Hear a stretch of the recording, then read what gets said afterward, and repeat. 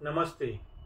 मी आज तुम्हाला एक गोष्ट सांगणार आहे, लबाड लांडगा आणि परोपकारी बगळ्याची। एक लबाड लांडगा होता, तर तो सकाळी सकाळी फिरत असताना त्याला एक लुसलुशीत कोकरू सापडले। तर त्या लांडग्याने त्या कोकराची शिकार केली आणि मांस खाऊ लागला। मांस खाता खाता काय झाले, त्या लांडग्याच्या गळ्यामध्ये घशामध्ये कोकराचे हाड अडकले। आता त्याची मोठी पंचायत झाली लांडग्याची। तर त्याला आता समजून चुकले की आता हे तर मृत्यूला निमंत्रण आहे, म्हणून तो आजूबाजूला पाहू लागला।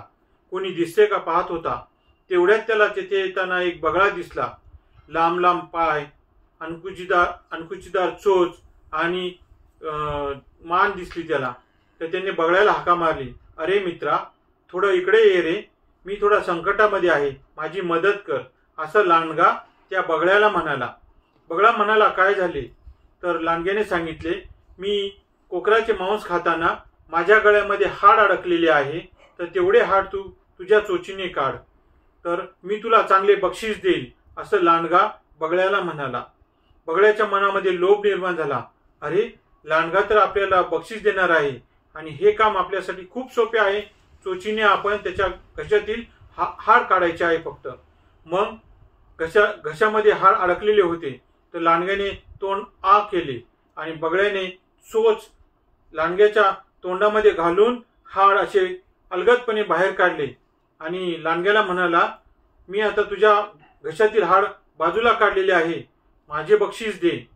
त्यावेळेस लांडगा हसून म्हणाला बगळ्याला, अरे मित्रा, तुझी जेव्हा चोच माझ्या घशात गेलेली होती, त्यावेळेस माझ्या मनामध्ये मोह निर्माण झाला होता की आता याला संपवायला पाहिजे आणि तू आता मला बक्षीस मागतो आहे। अरे तुला एवढी समजत नाही की मी तुला तुझे जीवदान दिलेले आहे।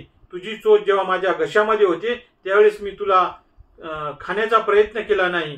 त्यावेळेस बगळा म्हणाला, अरे रे, मी कोणावर विश्वास ठेवला, मी असा विश्वास ठेवायला नव्हता पाहिजे, असे म्हणून बगळा उडून गेला। सांगण्याचं तात्पर्य काय?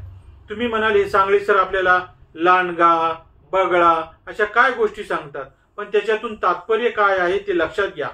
दुष्ट माणूस हा लांडग्यासारखा असतो आणि परोपकारी माणूस हा बगळ्यासारखा आहे या गोष्टीमध्ये।